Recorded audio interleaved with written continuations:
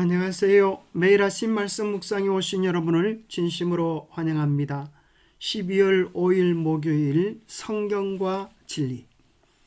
생각할 문제: 예수님은 성경에 대해 무엇이라 말씀하시는가? 부활 후 제자들에게 예수님은 어떻게 자신을 나타내셨는가? 오늘 우리에게 주는 교훈은 무엇인가? 요한복음 5장 38절에서 40절입니다. 그 말씀이 너희 속에 거하지 아니하니 이는 그가 보내신 이를 믿지 아니함이라. 너희가 성경에서 영생을 얻는 줄 생각하고 성경을 연구하거니와 이 성경이 곧 내게 대하여 정언하는 것이니라. 그러나 너희가 영생을 얻기 위하여 내게 오기를 원하지 아니하는도다. 예수님은 성경을 우리가 읽는 목적이 영생에 있고, 영생을 얻으려고 하면 성경 속에서 예수님을 만나고 예수님을 마음의 구주로 모셔야 한다고 이야기하고 있습니다. 성경이 예수님을 증거하는 것이고 그분 안에 영생이 있음을 말씀하고 계십니다. 성경은 우리가 해도 그만, 하지 않아도 그만인 취미의 문제가 아니라 우리의 영원한 생명과 사망에 관계된 책이라고 하는 사실을 우리가 기억해야 되겠습니다. 복음서 전체에서 성경은 길이요 진리요 생명이신 분에 대해 알려주는 중요한 역할을 합니다.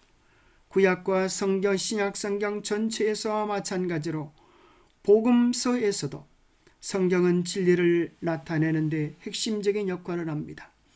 특히 예수님이 어떤 분이시며 무엇을 하려 오시는지에 대하여 가르칠 때는 더욱 그렇습니다. 성경은 구약과 신약으로 나누어지는데, 구약의 중심 주제는 죄를 지은 인류를 구원하기 위하여 이 땅에 오실 메시아, 그분께서 어떻게 탄생하시고 십자가에 달려 죽으시고 부활 성천하실 것에 대한 예언과 그 예언의 성취인 신약은 예수님께서 우리를 죄에서 구원하시려, 이 죄악 세상에서 우리를 구원하시려 다시 오실 재림에 대한 약속으로 기록되어 있습니다. 그래서 구약의 중심 주제는 초림입니다. 이 땅에 오실 예수님을 향하여, 이 땅에 오신 예수님을 향하여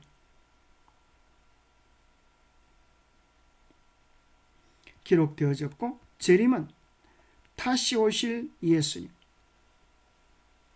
주제로 기록해 놓았습니다. 구약에 있는 수많은 예언대로 이 땅에 오신 예수님은 다시 이 땅에 우리를 데리러 오셔서 죄와 사망이 없는 영원한 세상으로 우리를 인도해 주실 것입니다. 그래서 예수님은 너희가 영생을 얻는 줄 생각하고 성경을 상고하거니와 이 성경이 곧 나에게 대하여 말씀하신다고 그렇게 말씀하고 계십니다. 성경은 구약의 중심이 예수님이요 신약의 중심이 예수님이라고 하는 이 중요한 핵심을 잊지 말아야 되겠습니다. 부활 후 제자들에게 예수님은 어떻게 자신을 나타내셨습니까? 아마도 저 같으면 제자들에게, 자기 곁에 있음에도 불구하고 알아보지 못하는 제자들에게 이 사람들은 날 좀 보게, 내가 바로 예수가 아니냐 이렇게 말했을지도 모르겠습니다. 그러나 예수님은 우리와 같이 하지 아니하시고 그 제자들에게 모세와 모든 선지자의 글로 시작하여 모든 성경에 쓴 바 자기에 관한 것을 자세히 설명해 주셨습니다. 그들과 함께 음식 잡수실 때에 떡을 가지사 축사하시고 그들에게 주실 때에 그제서 그들의 눈이 밝아져 그인 줄 알아보더니 예수는 그들에게 보이지 아니하시고 사라지셨습니다. 그들이 깜짝 놀라서 서로 말했습니다. 길에서 우리에게 말씀하시고 우리에게 성경을 풀어주실 때에 우리 속에서 마음이 뜨겁지 아니하더냐. 예수님은 왜 눈에 보이는 모습으로 나타나기를 즐겨하지 않으시고 그들 곁에 계셨다가 정작 그들이 알아보셨을 때는 그들 눈앞에서 사라지셨습니까? 그리고 그들은 한 가지를 이야기하기를 우리에게 말씀하시고 우리에게 성경을 풀어주실 때에 우리 속에서 마음이 뜨겁지 아니하더냐라고 감탄합니다. 바로 예수님은 말씀을 통하여 우리 안에 거하시기를 원하시고 말씀을 통하여 우리와 동행하기를 원하시는 것입니다. 그리스도께서는 출애굽기를 인용하시면서 하나님께서 너에게 말씀하신 것을 너희가 읽지 못하였느냐고 말씀하십니다. 사가랴는 주께서 예로부터 거룩한 선지자의 입으로 말씀하신 바라고 하나님의 약속을 들어 이야기하셨습니다. 오순절 설교에서 베드로는 성령님께서 다윗의 입을 통해 미리 말씀하시니 성경 기록이 반드시 성취될 필요가 있다라고 말씀하십니다. 성경은 과학 교과서가 아니지만 아니기에 원자를 쪼개는 방법이나 뇌수술을 하는 방법을 설명하지는 않습니다. 하지만 성경은 훨씬 더 중요한 일을 말해줍니다. 성경은 우리가 살고 있는 우주가 어떤 의미가 있는지를 설명해 줍니다. 성경은 진리의 문을 여는 열쇠이며 세계를 볼 수 있게 해주는 빛입니다. 그 빛이 없다면 우리는 하나님의 존재, 우주에서의 그분의 역할, 우리 자신의 기원과 인생의 의미와 미래를 보지 못하는 어둠 속에 있을 것입니다. 과학이 가르쳐줄 수 없는 것을 가르쳐주는 성경 속의 내용은 무엇이 있을까요? 과학이 보여줄 수 없는 것을 성경이 보여줍니다. 그것이 어떤 것들이 있을까요? 세상의 미래에 대하여 과학은 보여줄 수 없지만 성경은 분명하게 이야기해 줍니다. 인간의 운명에 대하여 성경은 이야기해 줍니다. 죽음 후의 상태에 대해서 말해 줍니다.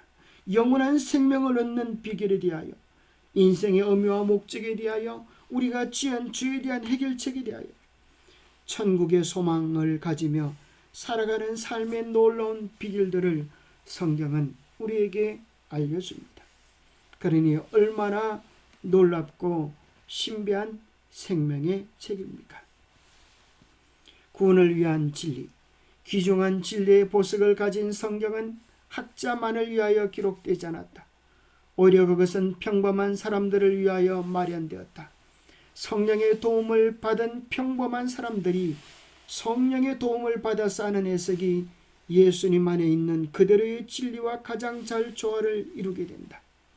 구원을 위한 위대한 진리들은 대낮과 같이 분명하므로 분명히 계시된 하나님의 뜻 대신에 자기 자신의 판단을 따르는 사람들 외에는 아무도 실수하거나 길을 잃어버리지 않을 것이다. 기도하겠습니다. 하나님 아버지, 참으로 감사합니다. 우리에게 하나님 만날 길을 알려주시고 하나님의 뜻을 들을 수 있는 귀한 방법을 소개해 주심을 인하여 감사합니다. 예수님이 이 땅에 오신 지 2000년이 지났지만 여전히 우리가 주님께서 어떤 생애를 사셨고 우리를 위하여 무슨 일을 하셨으며 우리를 위하여 지금 무엇을 하고 계시고 앞으로 무엇을 하실지에 대한 놀라운 비밀들을 성경을 통하여 알게 도와주시니 감사합니다. 말씀을 통하여 우리의 삶의 의미와 삶의 목적을 분명히 깨닫게 도와주시고 우리의 삶이 말씀 따라 천국까지 나아가는 아름다운 삶이 되게 도와주옵소서. 우리의 신앙을 흔들기 위하여 사탄 마귀는 여러 가지로 미혹할지라도 사단의 미혹에 넘어가지 않게 하시고 이 생명의 길, 영생의 길을 끝까지 가서 우리를 죽도록 사랑하신 예수 그리스도를 만날 수 있도록 우리 모두를 축복해 주시옵기를 우리 주 예수 그리스도 이름 의지하여 간절히 간구하옵나이다. 성경을 통하여 우리는 예수님을 알 수 있고 그 말씀을 우리의 마음속에 받아들임으로 예수님과 동행하는 하늘의 축복을 얻을 수 있습니다. 매일 말씀을 통하여 주님과 동행하는 신령한 기쁨이 우리 속에 가득하기를 간절히 바랍니다. 감사합니다.